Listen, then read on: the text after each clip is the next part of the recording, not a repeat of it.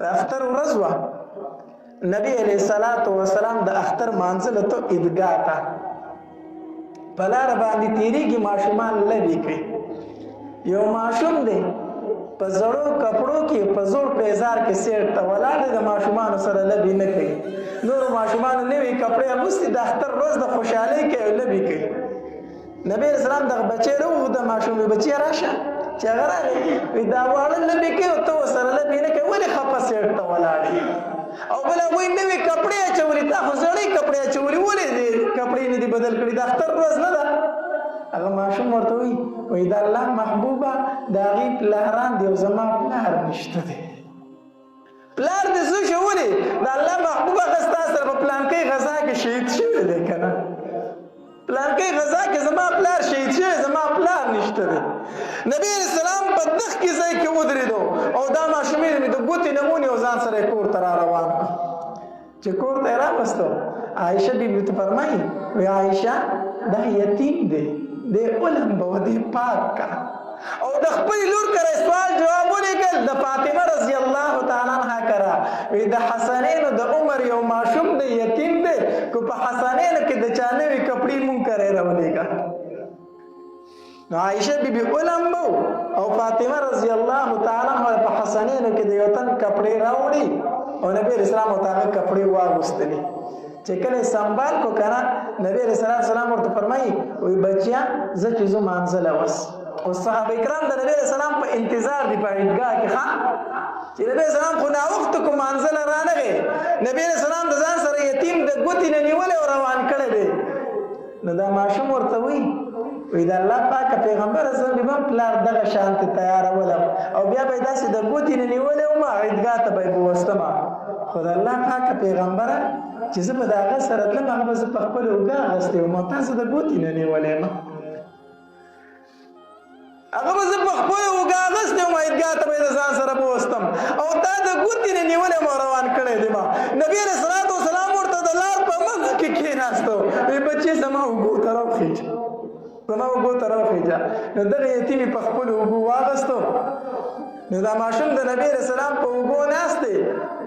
نو نبی علیه السلام چې په لاره تېرېده نه دغه نورو ماشومانو لبې کولې نو چې دې ماشوم هغه ماشومان ولیدل که نه ده ورته اواز وکړو وی ای وړو زما پلار چې دی هغه نبي علیه الصلاة والسلام دی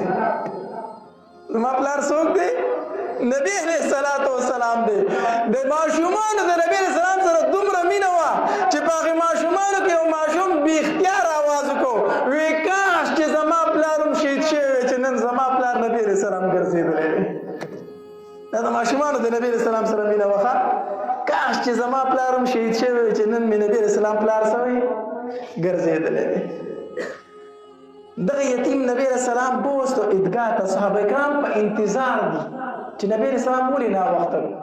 عیدګاه ته چې نبی علیه السلام ورښکاره شو یو ماشوم یې د ګوتې نه نیولی دی د هغه ماشوم ښکته کېناست چې ښکته کېناست نبی په منبر باندې کېناستو چې په منبر کېناستو وی تاسو به وایي چې نبی علیه السلام ولې ناوخته کو ولې مانځله په ټیم رانغی ټیک شو خو زه یو یتیم ایثار کړی وم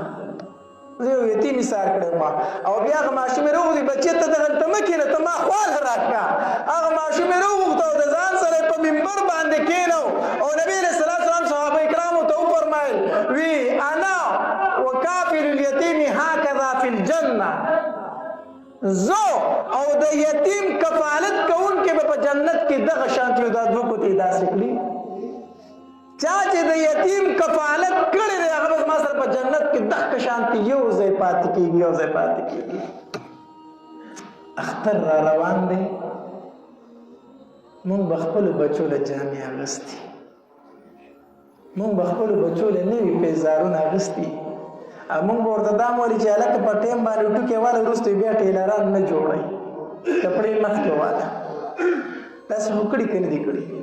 هر سړي خپلو بچو له پیزار هم اغوستی دی کپړې هم اغوستي دي ټیلرانو له ورکړي هم دي خو د کونډې او د یتیم به پکې چا فکر نه کړی تا سوچ خو به نه کړی ما خپل بچی له جوړه واغسته زما سره په دې چم کې یو یتیم هم پاتې کېږي د هغه خو پلار نشته دی چې هغه له به کپړې چا اغوستې که نه اغوستې الحمدلله الحمدلله الحمدلله. الله تاسو ته پته نشته دی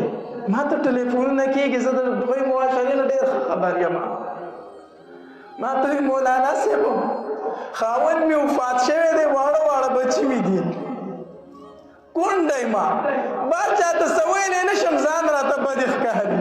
خو چې ماسخوتن څملمه که نه او په دې خپل مخ باندې دا کمبل راواچوم نو الله ته به چغو چغو وچاړم چې الله بچي دې راکول نو خاوند دې رانه ولې اخېسته الله بچي خو دې ته نه ګوري چې د هغې نوې جامې دي او نوې پیزار دی خو د هغې پلار هم ژوندی دی که نه هغې خو په دې نه پوهېږي خو چې کور ته راشي ما ته جاړي وایي مونږ له نوې جامې پلانکو خو نوې جامې اغوستې دي مونږ له پیزار هغې خو نوې پیزار اخیستی دی مورې تا مونږ له اختر له څه واخیستل زه ورته دا نه شم ویلی چې د هغې پلار دی او ستاسو پلار نشته دی ستاسو پلار نشته دی دا قص وکئ ښه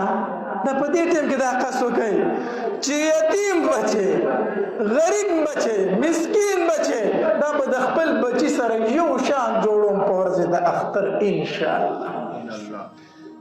څنګه جامې چې زما بچی اغوندي داسې به یو یتیم هم اغوندي داسې به د یو مسکین بچی هم اغوندي او داسې به د یو غریب بچی هم اغوندي په خپله معاشره کې به غریب یتیم په اختر کې په زړو جامو کې نه پرېږدو ښه په زوړ پیزار کې به نه پرېږدو دا تعلیم ما ته زما محبوب راکړی دی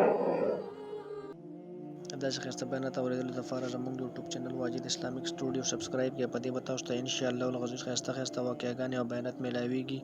او د غنټې د نشان سره کلک کړئ چې تاسو ته آینده نوې ویډیوګانې مخې ته راځي